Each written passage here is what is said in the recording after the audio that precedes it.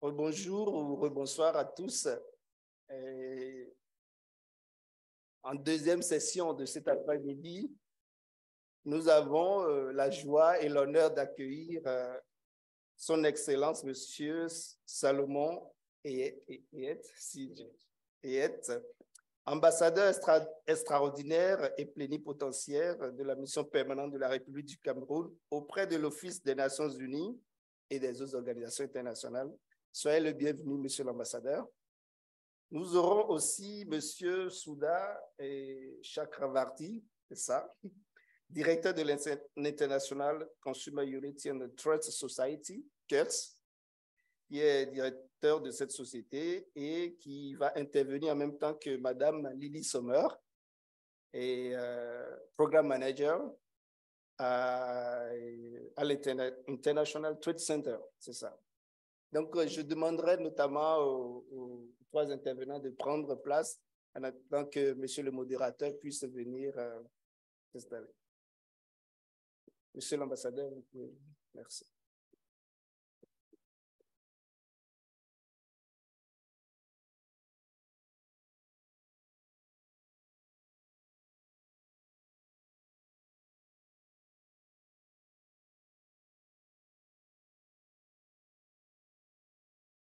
Je suppose que les intervenants vont intervenir en anglais ou en français. Et je fais juste un petit introductif thématique sur le sujet qui nous rassemble, notamment en français, pour que ceux qui sont en ligne et ailleurs puissent savoir de quoi on va parler cet après-midi. En fait, la crise de la COVID a déstabilisé en profondeur toutes les sociétés, avec des conséquences qui vont bien au-delà de la question sanitaire, qui touchent l'état des économies, le monde du travail, le système éducatif, les modes de vie, notamment en milieu urbain. Et pour répondre à cette crise devenue plurifactorielle, les gouvernements de par le monde, et notamment en Afrique, ont élaboré des politiques de relance en fonction de leurs besoins et surtout de leurs moyens. Dans ces conditions, la zone de libre-échange continentale qui est entrée en vigueur à partir de janvier 2021 est censée dynamiser l'économie continentale et peut constituer un atout formidable. Alors, en quoi, en fait, le potentiel économique de cette zone de libre-échange peut être déployé au service des politiques de relance post-Covid en Afrique? OK. Mr. Sébastien, you have the floor. Thank you very much, my friend. Your Excellency, would you have a word to start with? Microphone? I think so. Thanks so much for convening me to this important meeting, but unfortunately, I'm going to express myself in French. If you want, I will send you my presentation in English. I'm going to do it in French. I think there's no problem. OK. Donc, je voudrais d'emblée vous remercier, tous les organisateurs, pour ceux qui ont pris l'initiative d'organiser cet important forum sur l'Afrique en 2050, l'Afrique de 2050. Je suis l'ambassadeur du Cameroun, comme on l'a présenté cette année. Depuis l'année dernière, 2021, j'assure la coordination du groupe Afrique sur les questions de l'OMC. Donc, à ce titre, en tant qu'ambassadeur africain, j'ai volontiers accepté de venir, ce d'autant plus que nous avons en face de nous, où les initiateurs viennent de toutes parts, notamment des milieux universitaires, de la presse, de tous les acteurs qui interviennent dans la coopération et dans la réflexion du monde, des enjeux actuels du monde. En tant qu'élite africaine, je me réjouis de cette vaste et profonde réflexion dédiée au continent africain. J'ai regardé les différentes tables rondes et les différentes thématiques qui vont meubler le forum. Je suis très sensible et très reconnaissant de l'intérêt que vous accordez au continent africain. Vous avez dit, lorsque je lisais, qu'il s'agit de jeter un coup d'œil sur les problématiques et sur les liens du continent, les problématiques liées au continent africain et réfléchir sur les enjeux qui façonnent l'Afrique d'aujourd'hui. Et vous comprenez que cela ne pouvait pas me laisser indifférent en tant qu'ambassadeur africain. Donc c'est pour ça, volontiers, j'ai accepté, ce d'autant plus que dans un premier temps, je croyais que ça se passait à l'université. Et c'est toujours bon lorsque nous coopérons dans les relations internationales de savoir, de connaître les acteurs. Je ne dis pas que le continent africain n'est pas connu, mais très souvent n'est pas bien connu. C'est l'impression que j'ai en tant qu'ambassadeur africain, vu que je suis à Genève depuis 3 ans, dans les différentes thématiques que je couvre. Bon, c'est toujours très bien de connaître le continent sur lequel on engage une réflexion comme le continent africain.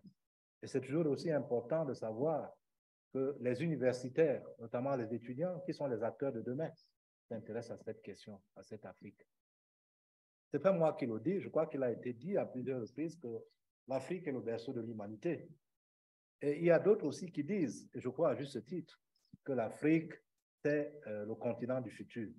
Je crois que ce n'est pas un vain mot, c'est une accession très, très profonde. Cela peut se démontrer sur tous les plans. Lorsqu'on regarde le potentiel du continent africain dans tous les domaines, l'Afrique est vraiment le continent du futur.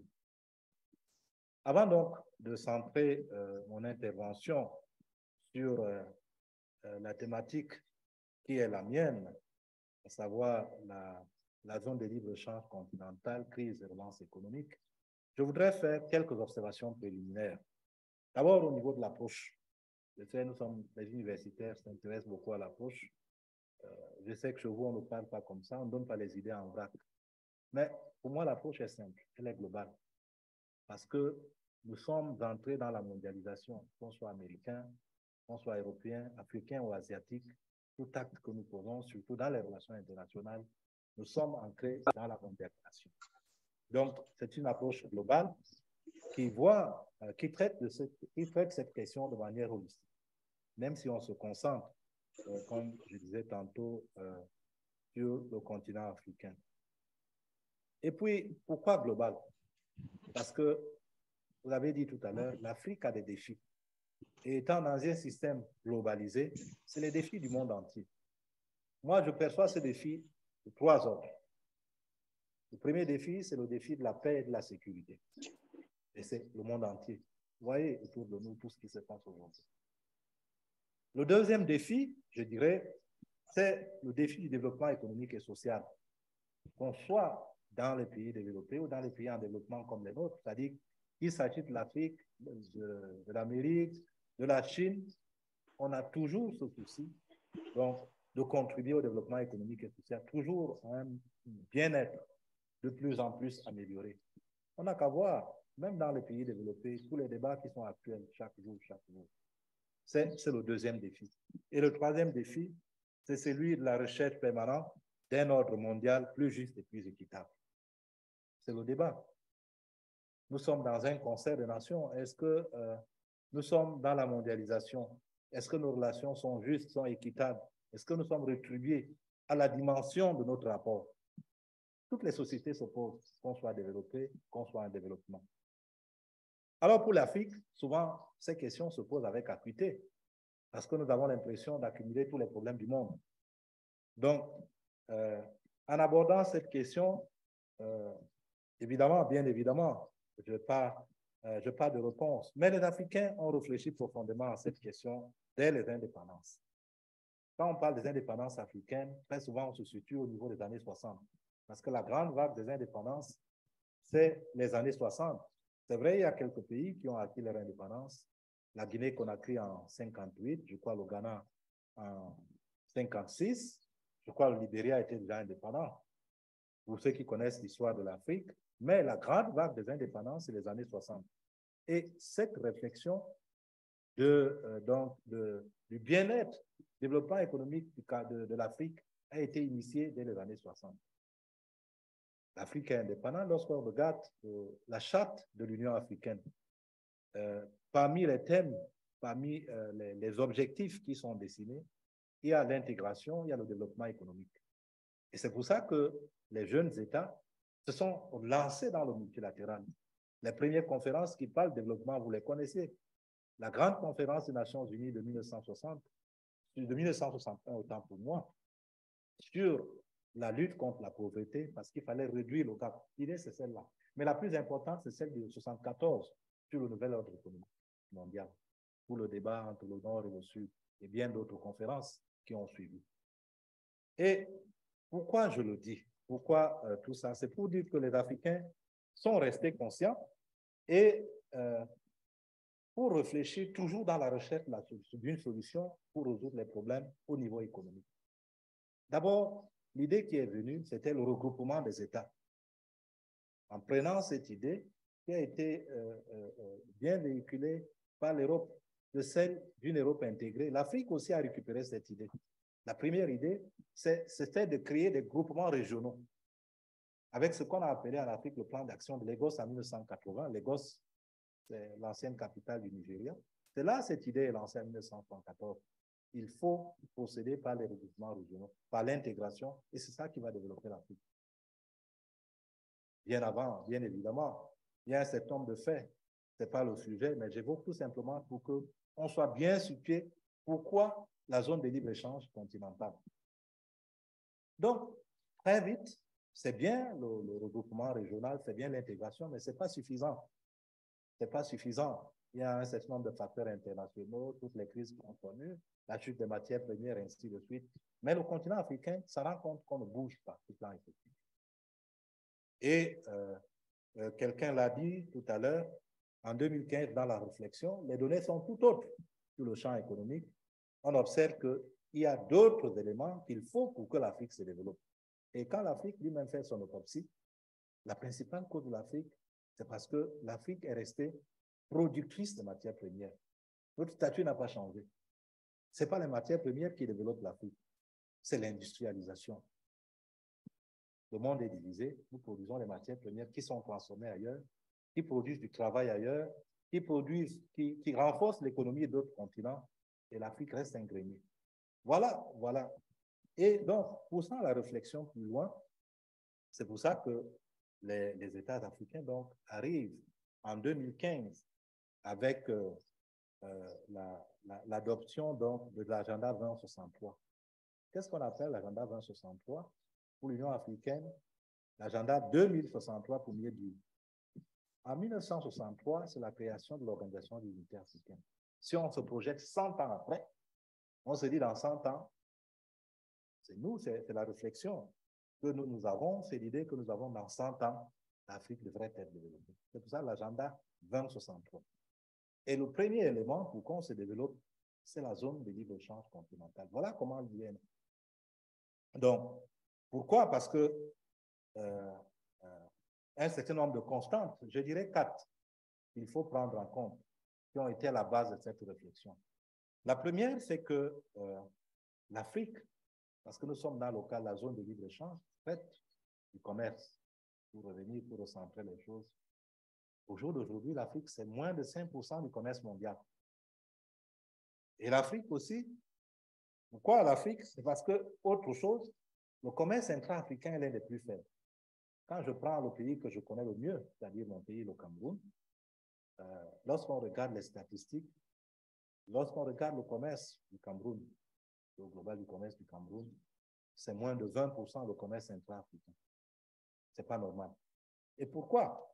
Parce que nous produisons les matières premières. Ce n'est pas les matières premières que nous allons commercer entre nous, puisque nous avons les mêmes produits. Et pourquoi nous ne pouvons pas commercer? Parce que nous ne transformons pas assez nos produits. Les autres commercent parce qu'on achète des produits finis, des produits transformés. D'où donc la naissance, donc l'idée de la zone de libre-échange continentale africaine. Je vous ai dit tout à l'heure qu'en janvier 2015, l'Union africaine a adopté comme cadre global donc, l'agenda 2063. Quelle Afrique nous voulons, c'est-à-dire une Afrique intégrée, prospère, pacifique, dirigée par ses propres citoyens et représentant une force dynamique sur la scène internationale. Voilà l'idée. Et l'un des outils, l'un des meilleurs outils, c'est la zone de libre-échange continentale, la ZLECAf, qui est entrée en vigueur le 30 mai 2019, suite au dépôt des ratifications de 22 États signataires. La ZLECAf a été initialement prévue en 2020 et effective depuis le 1er janvier 2021. Alors, je ne sais pas, je crois que, qu'est-ce que la ZLECAf? J'ai fait quelques petites recherches. Les objectifs de la zone de libre-échange continentale sont les suivants, qui sont connus. C'est dans les textes, le monde peut les lire, mais je me pardonnerai de les reprendre. Créer un marché unique pour les marchandises et les services, faciliter la circulation des personnes afin d'approfondir l'intégration économique du continent africain et conformément à la vision panafricaine d'une Afrique intégrée, prospère et pacifique, telle qu'énoncée dans l'agenda 63. Le deuxième, c'est créer un marché libéralisé pour les marchandises et services, des cycles successifs de négociations. Troisième, c'est contribuer à la circulation des capitaux et des personnes physiques et faciliter les investissements en s'appuyant sur les initiatives et le développement des États parties. Voilà un élément très important et qui constitue l'un des points faibles du développement de l'Afrique, c'est la libre circulation des personnes et des biens. Beaucoup de facteurs contribuent. Ensuite, poser les bases de la création d'une union douanière continentale à un stade ultérieur et promouvoir et réaliser le développement socio-économique, inclusif et durable de l'égalité genre et la transformation, ça vient partout, l'égalité genre, et la transformation structurelle des États parties. Ça, c'est modernisé, mais en Afrique, le problème d'égalité genre ne se pose pas. On est très loin, on est très avancé. Sur ce plan, on peut se targuer de dire qu'on est en avance sur les autres continents. Parce que nous n'avons pas ce genre de discrimination au niveau du genre. Renforcer la compétitivité des économies des États parties au niveau continental et mondial. Et les organes de la ZLECAf, comme vous connaissez, c'est la conférence, c'est le conseil des ministres, le comité des hauts fonctionnaires du commerce, du secrétariat, je crois c'est au Ghana, qui est utile. Voilà quelques informations. Comme j'ai dit, la ZLECAf est en vigueur depuis 2020, 2019 pratiquement, et la première phase de négociation est achevée. La première phase concerne le commerce des services, le règlement des différends, le commerce des marchandises. La deuxième phase est en cours, c'est les investissements, le droit de la propriété intellectuelle, la politique de concurrence, et viendra la troisième phase, c'est le e-commerce, le commerce électronique. Maintenant, vous avez posé une question. Zone de libre-échange continentale, crise et relance économique. Pour moi, crise et relance économique, c'est le même sujet. Je traduis ça, l'explication que je donne. Crise et relance économique, pour moi, c'est le développement de l'Afrique. Les crises sont ponctuelles. Par exemple, celle que nous vivons, qui est celle de la crise de la famine, la crise alimentaire, l'insécurité alimentaire que nous connaissons, suite à un certain nombre de facteurs, notamment la guerre qui est en cours, suite à la COVID-19, puisque ça a été centré. La crise, généralement, une crise est ponctuelle. Mais le fond du problème, c'est le développement de l'Afrique. Le développement, c'est la croissance durable, c'est la transformation définitive d'un continent. Voilà l'enjeu principal. Donc, pourquoi donc la ZLECAf? La ZLECAf, le but, c'était donc d'amener cette Afrique à une croissance durable, c'est-à-dire au développement fini de l'Afrique, à l'atteinte de cet objectif de l'agenda 2063. Alors, beaucoup d'observateurs s'accordent sur le fait que la ZLECAf va contribuer à réduire les effets de la dépendance vis-à-vis des importations et enclencher le processus de transformation structurelle de l'Afrique à travers l'élargissement du marché, la diversification des économies africaines et le développement des chaînes de valeur. Tout ça, c'est important parce que la ZLECAf, lorsqu'elle va se mettre effectivement en œuvre, ce sera l'un des plus vastes marchés. On aura un marché de plus d'1 milliard d'habitants. Je crois que ce sera le plus grand moment. Un marché où les produits africains vont circuler à l'intérieur. Parce que déjà, il y a 7 pays, parmi lesquels, je crois, le Cameroun, le Ghana, un certain nombre de pays, qui ont enclenché le processus. Lorsque le commerce intra-africain va se développer, ça va entraîner un mouvement. Ça veut dire que ça va entraîner la consommation des produits africains, ça va entraîner la compétitivité des produits africains au sein même de l'Afrique et par ricochet le développement de l'industrie. Donc, l'autre effet, donc, comme je disais, c'est l'accroissement de la taille du marché, qui est l'un des effets attendus par la mise en place de la BRECAF. Il permettra l'exploitation de l'économie d'échelle. Actuellement, on y dénombre plus de 40 accords partenariats parce que le marché africain est fragmenté avec de nombreuses barrières tarifaires, non tarifaires qui entravent le commerce intra-africain et qui empêchent l'exploitation des économies d'échelle et l'innovation et suppriment en même temps et freinent le commerce intra-africain. La ZLECAf va donc induire une expansion du marché africain constitué, comme je disais, d'un peu plus d'1,2 milliard de personnes, 200 millions de personnes qui va concerner ce marché. Il est donc indéniable que la ZLECAf est une source d'opportunités pour le continent africain en termes de transformation économique, de développement durable. Il n'en demeure pas moins vrai aussi que les pays africains doivent relever un certain nombre de défis. La ZLECAf, c'est vrai, mais à l'intérieur, nous avons beaucoup de défis que nous devons résoudre. Nous avons quelques problèmes de gouvernance que nous devons améliorer. Nous devons améliorer le cadre réglementaire, ça c'est à l'intérieur. Nous devons également respecter le calendrier de libéralisation et surtout promouvoir l'industrialisation. Parce que la clé du développement pour l'Afrique, c'est l'industrialisation. Ça qui va nous faire sortir de notre carcan de producteurs de matières premières et qu'on commence au moins à transformer nos produits. Voilà succinctement ce que je pouvais apporter comme réponse à la thématique que vous avez apportée. Une fois de plus, je remercie les organisateurs pour cette belle réflexion, cette réflexion importante qui permet de projeter le continent africain vers l'avenir, qui permet de dégager cet afro-pessimisme qu'on entoure souvent le continent africain. Je suis d'avis que l'Afrique, c'est le continent du futur. En tant qu'élite africaine, l'Afrique a beaucoup de potentialités. L'Afrique a une jeunesse grande. L'Afrique est engagée dans la formation de ressources humaines dans tous les domaines. Le continent africain, c'est une opportunité. Le continent africain, c'est quelque chose. C'est quelque chose qui suscite l'espoir et l'espérance, pas seulement pour les Africains, mais pour l'humanité. Je vous remercie.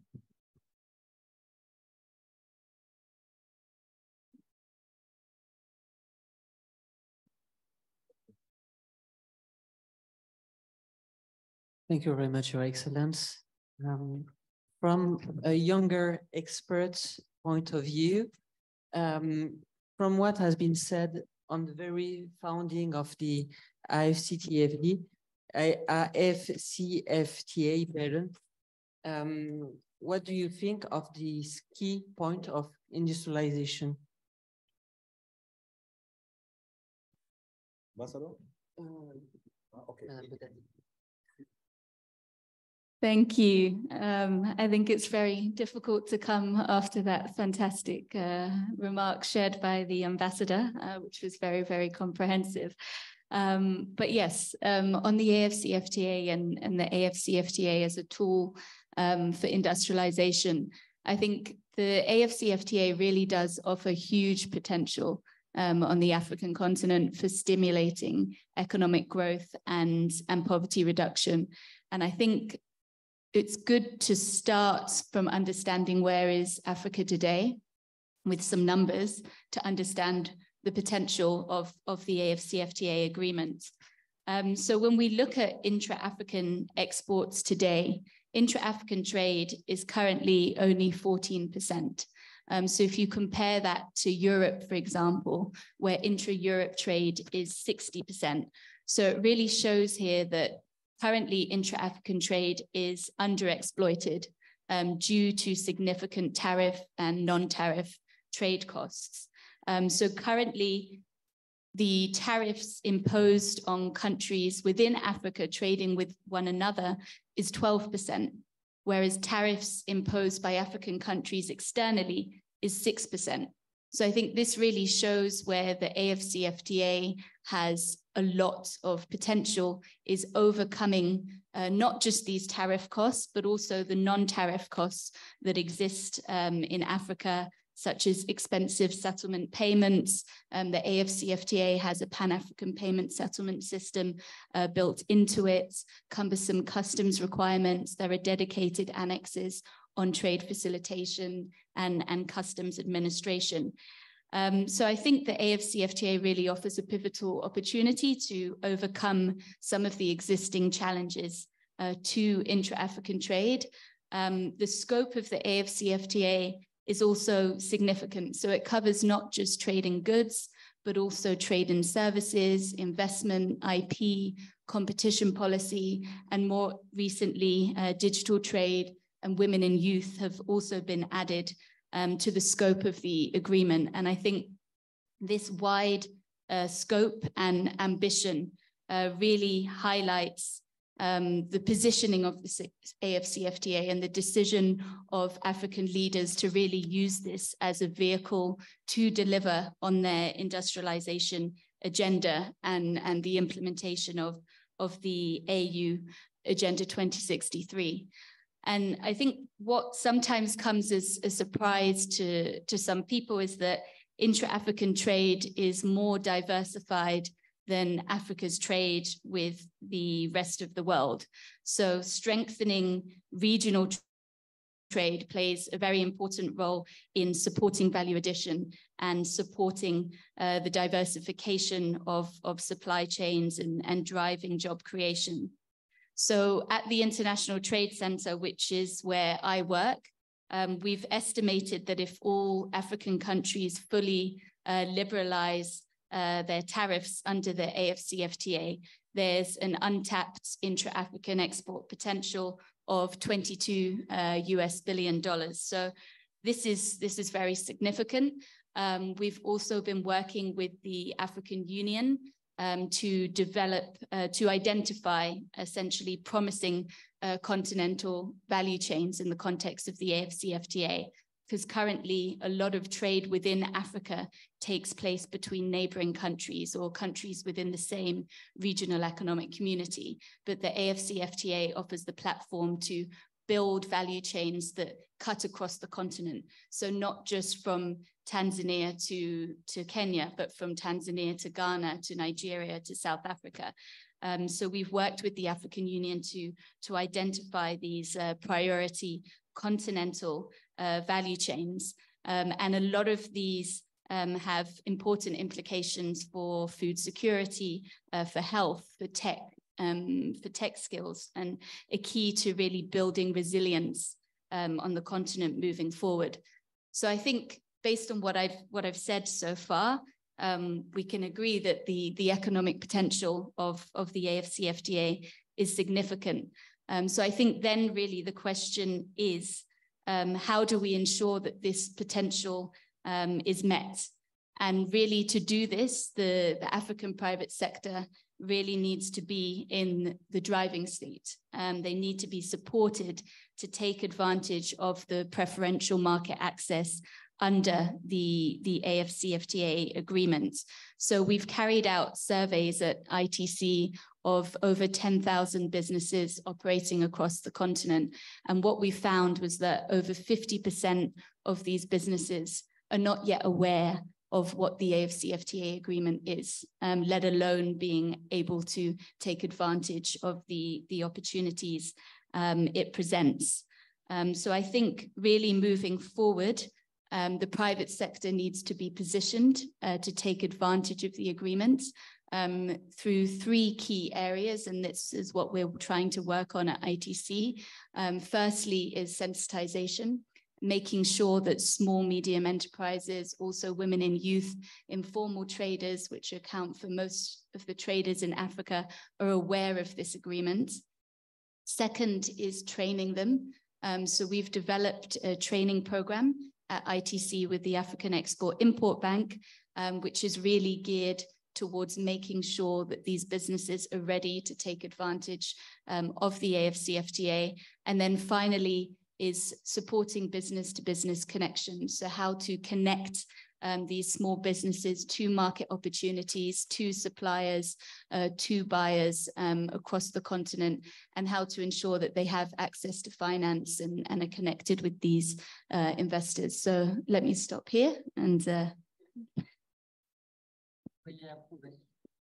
Yes, if I have to add something, what she said is, I totally share what she said, because as he said, AfCFTA is very important. I also mentioned it in my intervention. You see, if I take only the example of the large of the market, with a population of more than 1 billion is very important. As I told you, the main reason here is the main obstacle, the main problem is the industrialization of Africa. If we have a market, a large market with more than 1 billion consumers, is very important, because the trade between North and South, between African countries and European countries are very low. And sometimes we don't have opportunity, they don't have capabilities, means to buy the product from Europe. If we increase our local production, and then we have people who are going to consume our production, which is very important, it's going to increase our industry.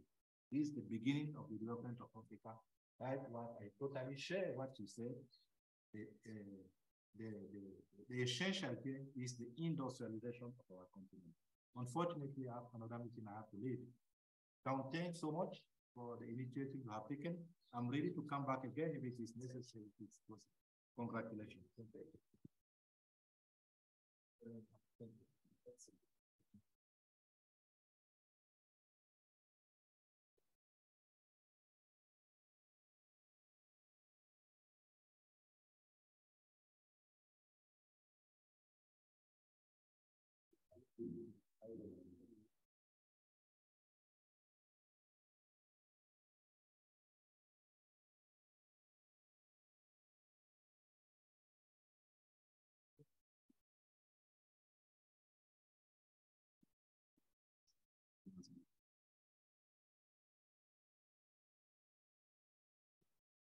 Dear Mr.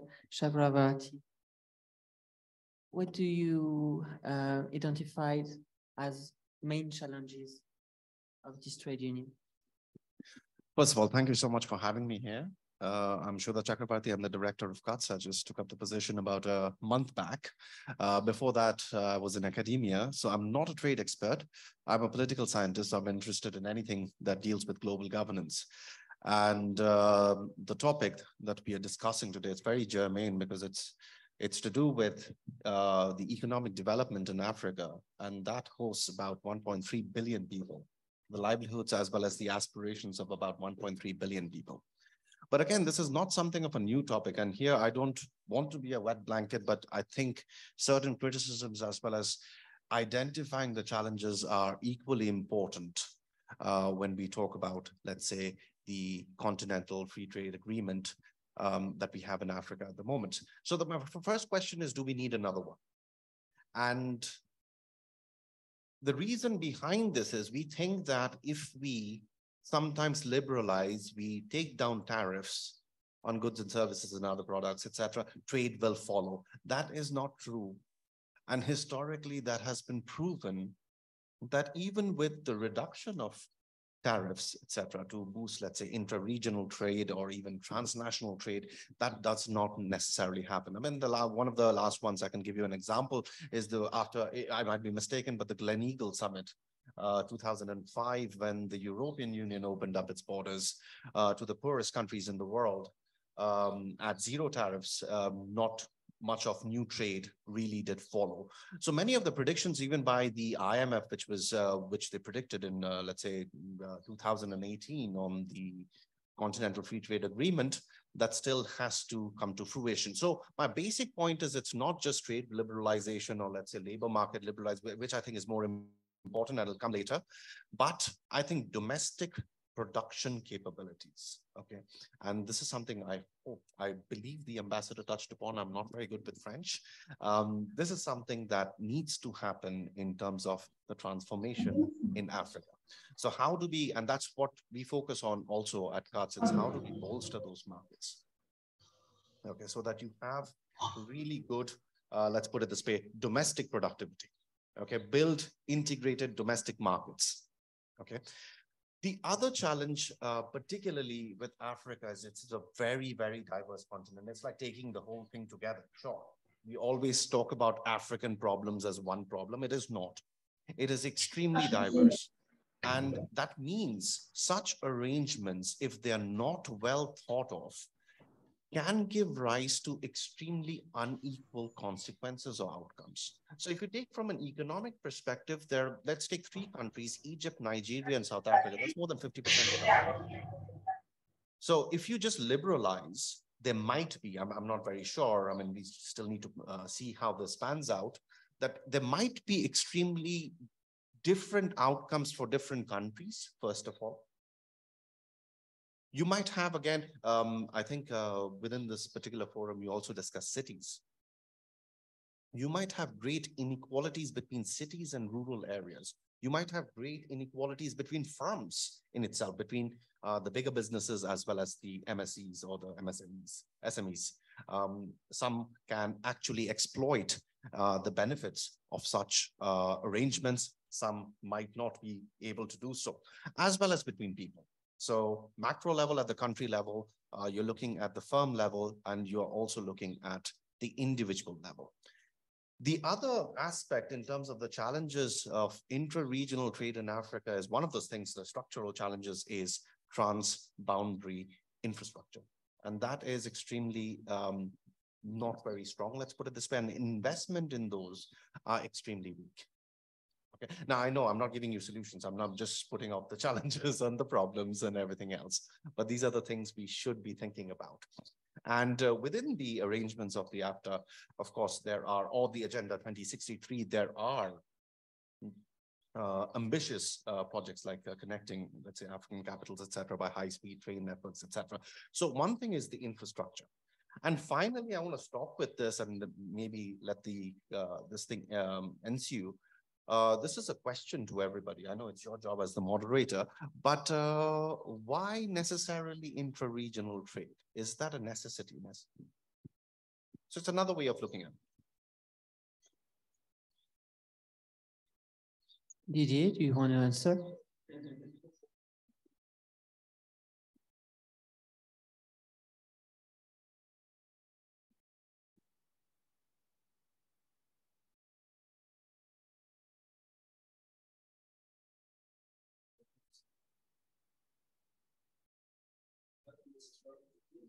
I totally agree with what you're saying, and quite frankly, starting industrialization on a local basis only, because once you start going trans-border and all that sort of nonsense, all it does is create a lot of corruption in these days, in the way things are now. There should be no more border guards and so on, but what are they going to do as a job if they lose that? I mean, the whole thing is so convoluted, it has to be contextual. It has to be contextual to each country and each region of every country. Cameroon, for example, has two basic regions, English and French. Nigeria has three basic regions. What the colonial masters did was cut the thing up like a birthday cake. And yeah, and they use it as a birthday cake, taking whatever they wanted for a while. Now that has to come to an end, and there has to be a new way. Like European Union is based on regions of Europe. They've never been able to do that because the political nations don't want to let their power recede to the regions. They want the nation states. So is it the nation states of the 19th century that creates all the problems for everybody?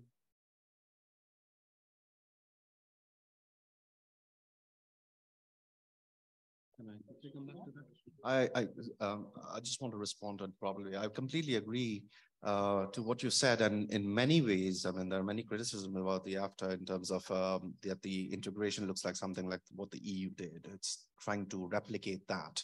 But one of the things that probably even the EU has not been very good at is the political integration. It's been a great economic union, sure. There are problems with that, but in terms of actual political union, and that becomes even more magnified in the context of Africa.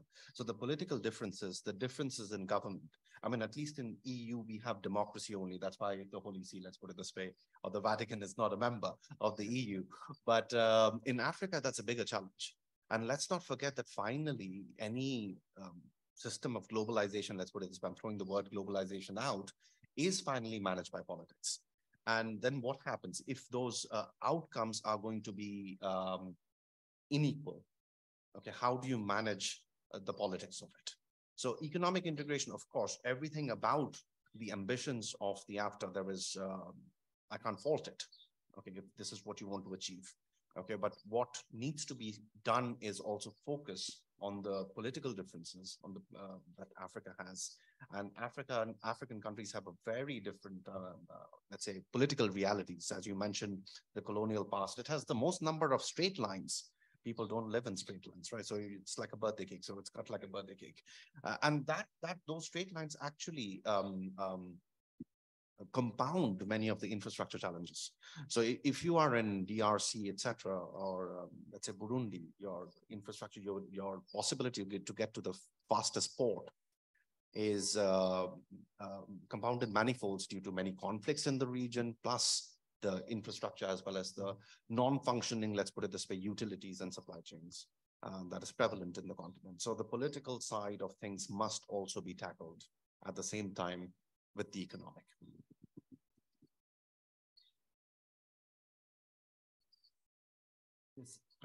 So good afternoon, everyone.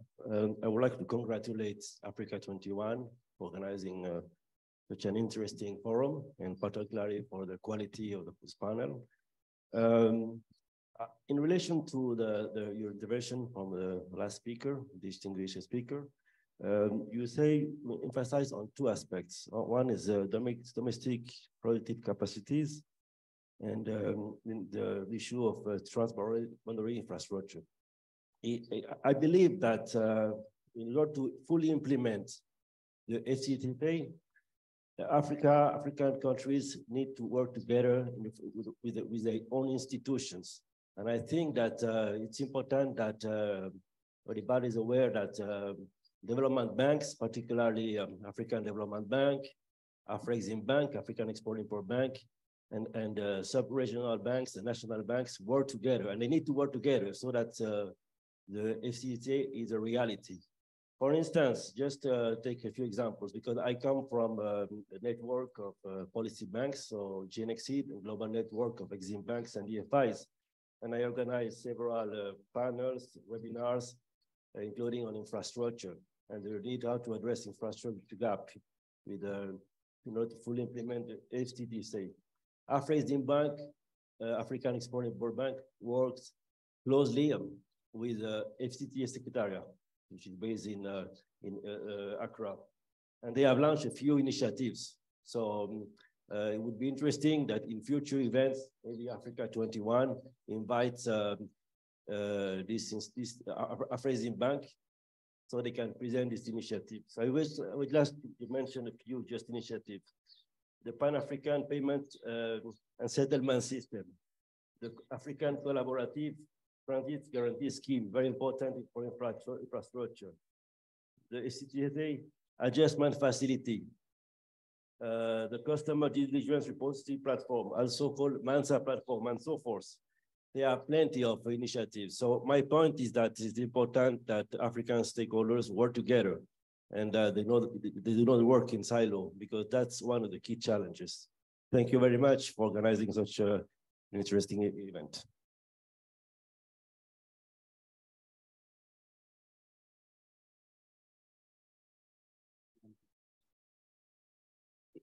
Yeah, sure. Thank you. Yeah, maybe I can just respond also to I think a few questions that you raised. I think the first discussion was around, is the AfCFTA enough, and there needs to be domestic production capacities. And I couldn't agree with you more. I think there is an understanding on the ground that this is needed as well. So countries are now currently working towards developing their AfCFTA national implementation strategies. And these strategies move very much beyond trade. It's understanding what skills will also be needed and what complementary policies need to be put in place to really make the AfCFTA work. And also at the institutional level, how can the Trade Ministry work with the Agricultural Ministry, work with the Ministry of Finance, work with the Ministry of the Environment? So I think there is an understanding, but there's a lot of work to be done.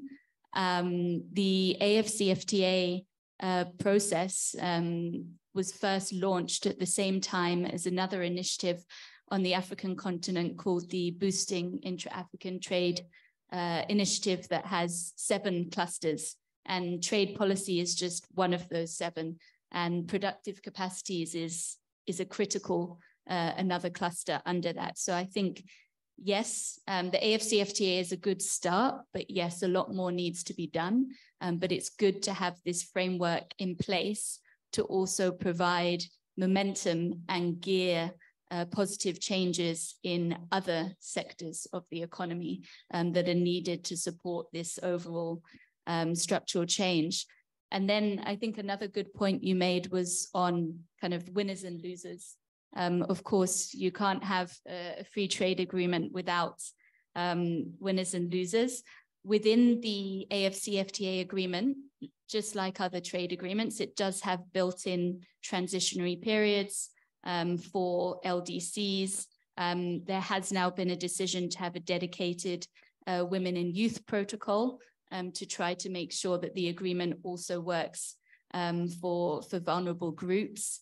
The AfCFTA, you mentioned AfCFTA has just launched a compensatory adjustment fund as well to make sure that governments have access to finance to be able to offset some of the tariff revenue losses, but also to make sure that the private sector is able to adjust and has the finance to be able to compete under the AfCFTA. But I think it is a very tricky topic, and I think ultimately the AfCFTA is needed to increase the size of the economic pie, but yes, there need to be measures to ensure that that pie is distributed in a fair and an equal manner.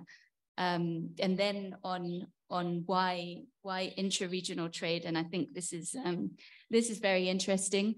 I think, like I mentioned before, intra-African trade tends to be more industrialized and has greater value addition than Africa's trade with the rest of the world. But I think we've also seen that Africa, perhaps in the international trading system, hasn't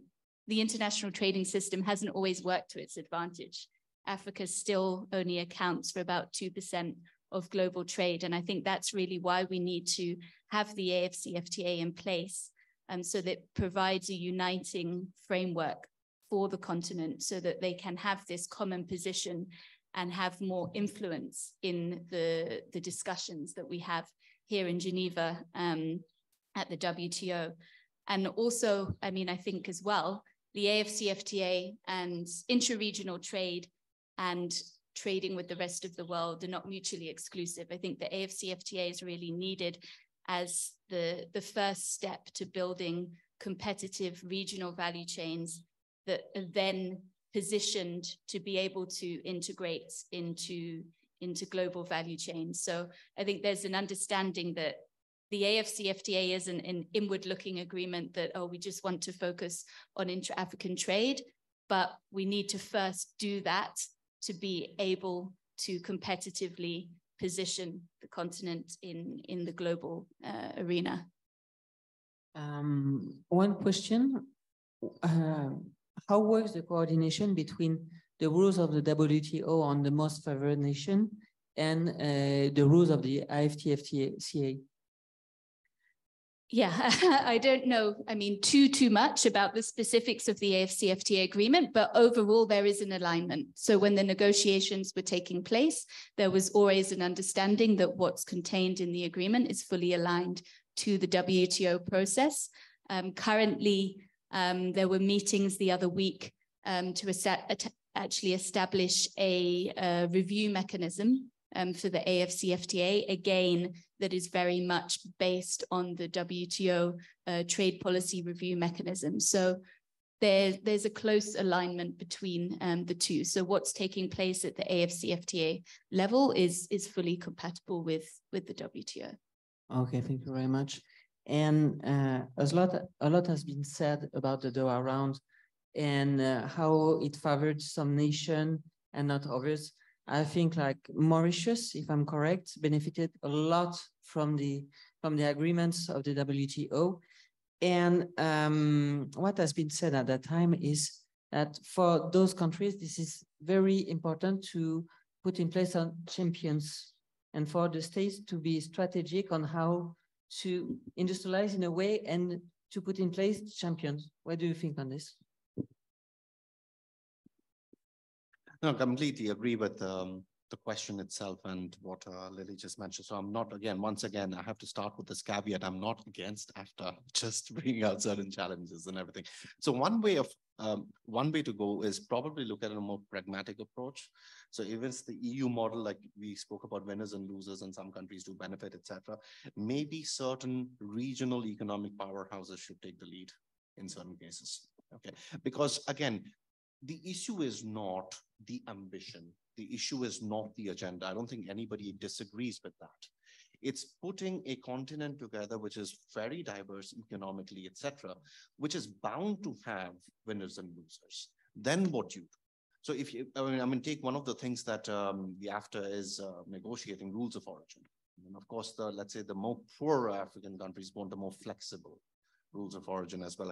They're more, let's put it this way, the advanced nations want a more stricter, more this thing. So of course you have these kind of differences. So how do you actually bring about a transformation that benefits everyone? So of course there are going to be some winners and losers. So these are the things we need to think about. So one is agenda setting. One is, this is the way to go forward. And there's nothing wrong in having that. Okay, but again, the devil here lies in the details. What are you willing to achieve? What are you wanting to achieve? And that boils down to national levels. Okay, so this is my point. Lily, would you have any comment? No, I mean, I completely agree. I mean, I think the AfCFTA is a continental agreement, but ultimately implementation is at the national level, and that's where the real hard work is now, and it's just beginning. But yes, no, definitely agree. I have one point about the fairness of the system and the coordination. I mean, it's not something that is put in place from the ground, but with a former different trade interests, political interests, and how in practice it will work. I mean, confronting different trade interests and political interests.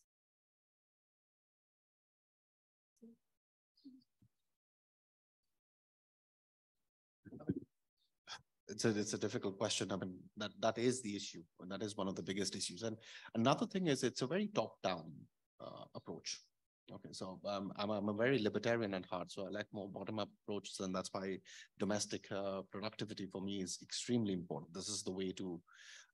So if you look at many other, let's say historically, if you can take other examples, look at the East Asian example, etc. It has been through domestic capabilities, etc., and then export promotion that came later. So this is the, I think, challenge. So one is it's a great to have that agenda. It is great to have a continental free trade agreement with certain ambitions. It is great to have one voice. Okay, it is high time. Okay, but then again, is it a top down? How is it going to be taken at the grassroots level, where actual business really happens? Okay, because this is what you're trying to transform people's lives, right? So what happens at that level? So more questions, no answers from my side. Am I correct if I say that it's a kind of revival of non-alignment and multilateral international practice in a way? An opportunity. Is there any more question? Yeah.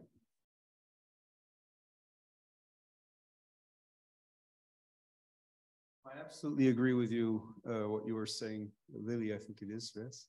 Okay, yeah, absolutely wonderful. And this non-alignment thing, I think that's a great question, because, wow, we have to get a new mindset in this world to accept a new world that has to go and save humanity, because the planet will survive, but we won't. Human beings, let alone all animals, they're going to be wiped out if we don't do something. And Africa is the place that's going to save us.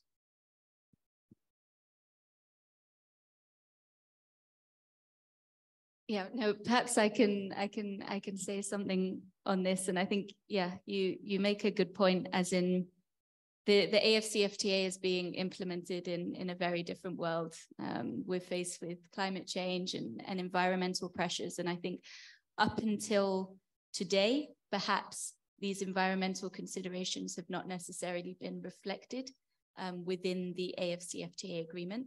There is a recognition that, you know, state parties have the rights to be able to support the environment, but that's pretty much it, you know, in the preamble. So I think there's definitely scope to do better here. The trade in goods protocol has been finalized, but as member states are determining their tariff offers, how can we ensure that environmental goods are fully liberalized? Trade and services, environmental services haven't been included in the 5 priority service sectors. So I think moving forward, that's something that I would advocate for, is to really position environmental services. Intellectual property rights, of course, are really key when it comes to, you know, the sharing of green technologies and making sure that they're in Africa. So I think this is a topic that requires more intention. At the moment, of course, understandably, member states are focusing on the outstanding issues with the trade in goods and trade and services protocol. I think you mentioned rules of origin. Currently, there are about 10% of HS nomenclature don't yet have rules of origin agreed. So this is critical because trade can't take place without rules of origin agreed. Tariff offers are being finalized as a service officers. So there's still a lot of work to do. There is a discussion as to whether at some point we could look at having a dedicated standalone AfCFTA environment protocol. They're built into the AfCFTA agreement. There is room to make additions, to make amendments, and to have this 5-year review process. So I see this as something that there needs to be greater attention to. Perhaps now the focus should be on kickstarting trading, but we then need to look at the green dimensions. I mean, I just have a comment, since we now moved on to the environmental aspect, is if you look at the, again, AfCFTA, okay, let's go with that. Also, just to give you a brief background, I have a lot of experience also dealing with the private sector. Sustainability, the environment, etc., is always an afterthought. Okay, it's at the end of the production cycle. Okay, so at the end of the entire supply chain, etc., the production cycle, then we think about how to make this thing sustainable. And again, within the Continental Free Trade Agreement, it is in the preamble, I think, and in some of the annexes, but I think it should be better integrated. How to do it? Existing mechanisms or instruments that we have. You can even go further by looking into particular sectors that would require a lot of research. Lily, you mentioned services. I mean, trade in goods, it's probably a little easier. Services, the circular economy needs a little more research to get into like exactly greening of those services. Intellectual property, one of the, let's say, if there is a silver bullet, it's technology transfer, but then it becomes really political. Okay, we will not talk about that. Okay, that becomes a political issue, of course, but this could be one of those key, and if, let's say, liberalizing IP, etc., and that makes it available.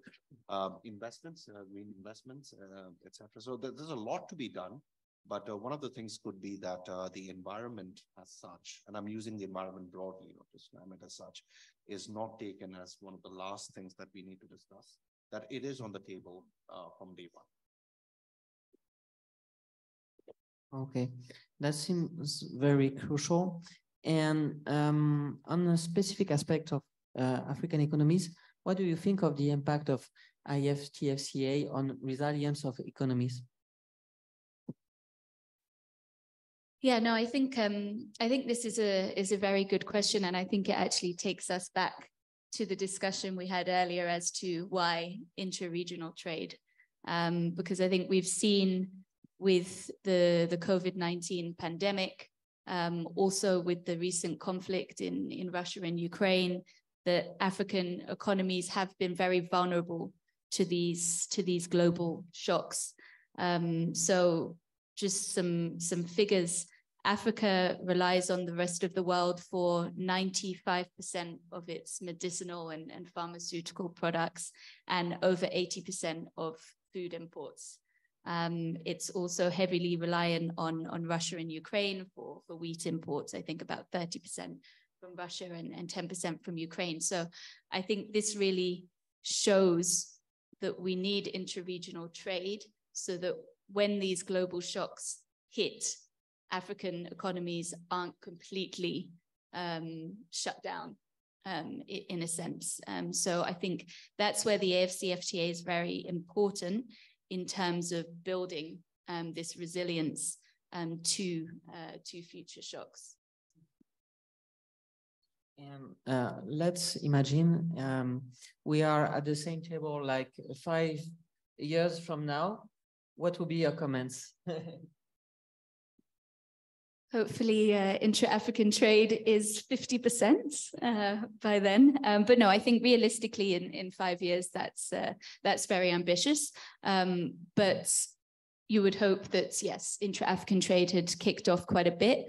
Currently, the AfCFTA Secretariat has introduced an initiative called the Guided Trade Initiative, essentially to show that commercial trade can happen under the preferential terms of the agreement. So there are 8 countries trading under that initiative. Of course, small volumes at the moment, and the Secretariat is very supportive in terms of connecting businesses to business opportunities and making sure that they're connected with the relevant national agencies and focal points in country, so that they're essentially guided through the compliance process. So this is the beginning of trading under the AfCFTA. So I would hope in 5 years, and we're moving in that direction, that trade under the AfCFTA would be in much larger magnitudes, not yet at the 50% of intra-African trade, but making progress. And what do you think? I can't fault that. I mean, this is exactly what I would want to see too. I think everybody would want to see that. There's no doubt. The other thing is moving out of this, the free trade agreement, etc. There's a lot of potential, particularly in technology and innovation, something that we spoke about in the last panel, I think. And there is also a lot of inequalities. So if you're looking at AI, how you spoke about food security, Africa being net importers of food, which is kind of mind-boggling. Also fertilizers, the same from Russia as well as Ukraine, etc. And here too, I mean, it's not just African countries, but many LDCs around the world. They stand to lose out if you're looking at AI technologies for, let's say, crop, exactly, climate modeling, etc. So at the moment, they are, if you look at, if you really can polarize developed and developing countries, I'm generalizing, developing countries are looked at, this is where we gather the data, but you don't have the data sovereignty. I mean, ethics is it'll take about 10 years at least to get there, kind of a thing. So but these technologies also have potential to leapfrog. You don't have to go through the same stages of development. So when we also talk about finance and everything, and you talk about the differences between custom unions and, currency convertibility, what happens if actually we have proper functioning crypto markets, okay, or digital currencies? Okay, we don't have that problem. We are still at that nation state level. And we still think in that way, that removing those barriers and borders, imagine you're going to solve the problem, but it is not. Okay. So again, we can also look at other ways of, let's say, bolstering the ambitions of that free trade agreement.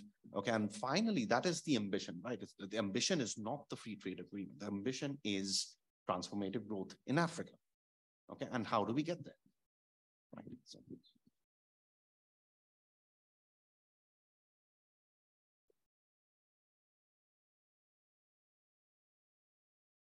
no, absolutely. This transformation is fascinating. When you think about, there's an organization called the BRICS, and the BRICS are now looking to take on another 19 countries in Africa.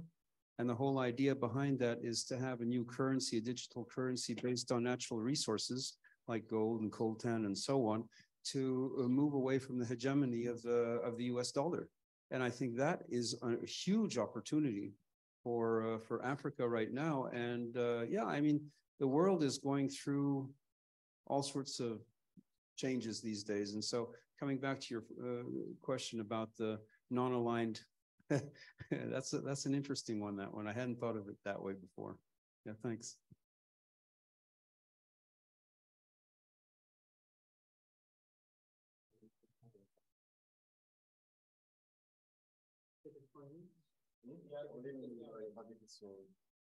Maybe I would like to ask a question.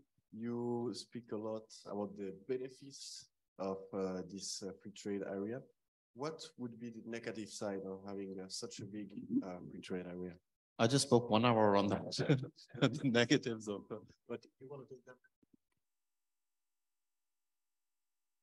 Yeah, I mean, I think you've raised a few challenges, which I would agree with. I think the distributional issue is the most critical. I think the AfCFTA agreement and free trade agreements as a concept is great, but it all comes down to the implementation. So the challenges of implementing agreements. In Africa, there are 8 regional economic communities that have been existing for a long time, many of which have their own free trade area agreements. But we've seen that implementation is lacking. The AfCFTA agreement hopefully will help to also harness momentum behind the different REC level initiatives. But I think it really comes down to implementation, and it's not easy. And the cross government coordination and coordination between the government and the private sector, civil society, and stakeholders across the board. And then, yeah, the main challenge, I think, would be distributional. Some estimates indicate that over half of intra-African trade is on an informal basis, so informal cross-border trade. And informal traders are not formally integrated within the AfCFTA agreement. And I think there's a risk that if trade under the AfCFTA is taking place on preferential terms, but informal traders aren't included in that, they could be pushed even further behind. So I think, yeah, the distributional issues are critical. On what we said during the day, there's a lot to be made on governance. And when I hear what you are saying, it's very, I would say, stately. And is there any mitigation aspects on how to coordinate with populations and even with big cities across the continent? Sorry, if I get your question, I mean, the discussion is more on the side of the state. What about the society as such? Here again, I will bring in one example. I'm not saying this is the solution, but look at technology as such. So if you're looking at, let me take an example from my country, which is India. Today, if you go to India and even if you buy a banana from a roadside stall from somebody, you can pay with your phone. Okay.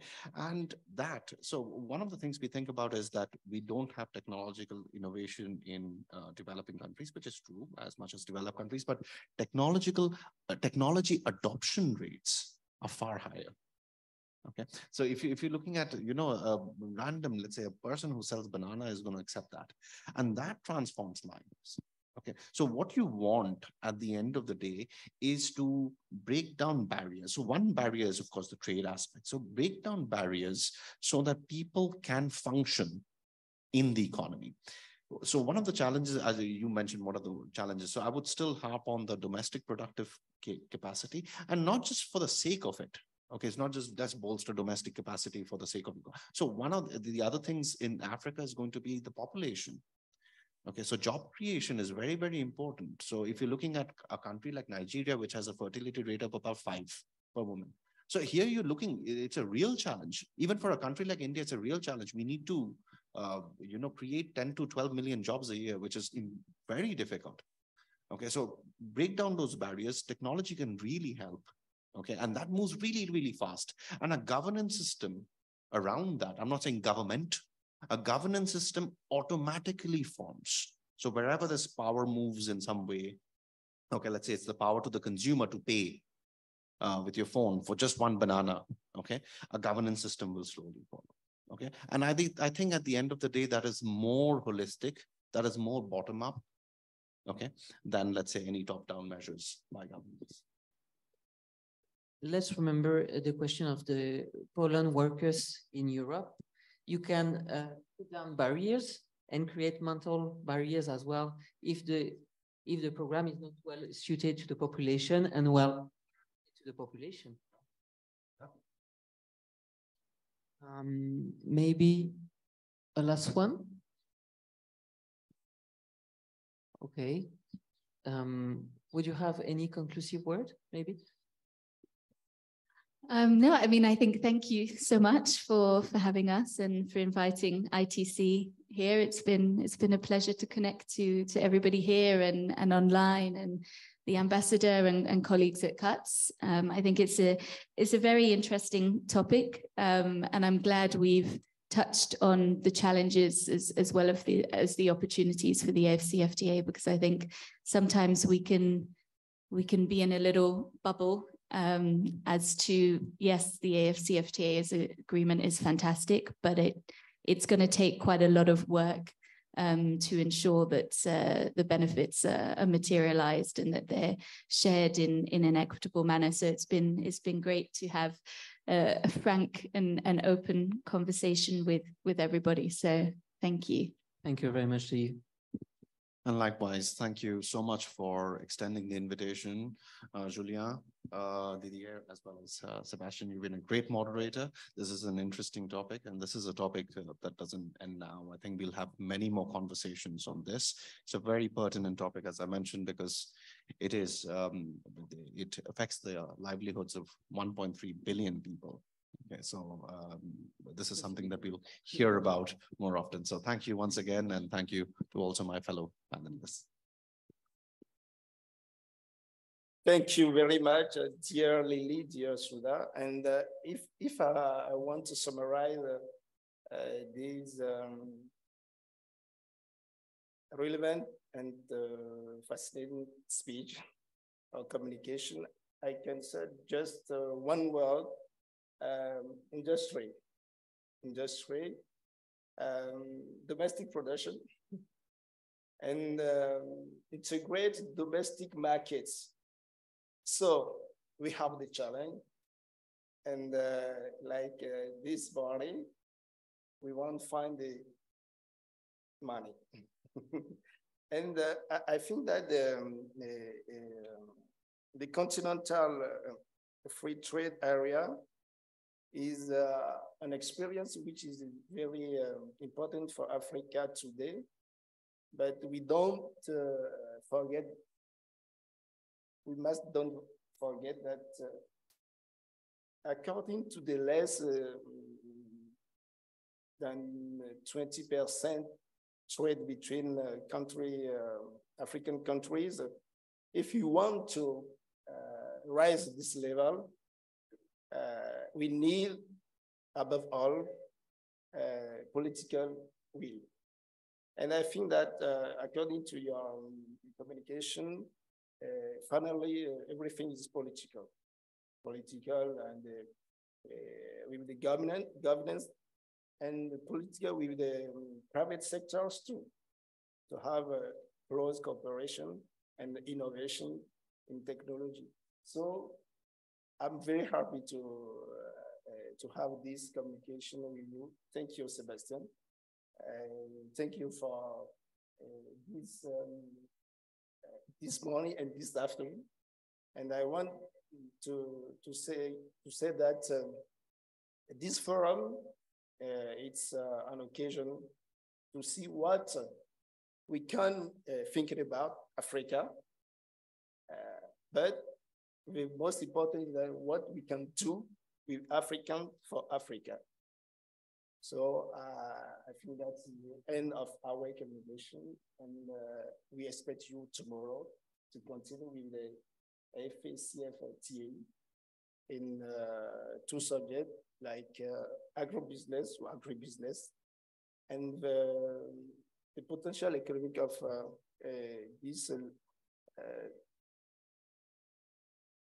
in energy, okay, renewable energies.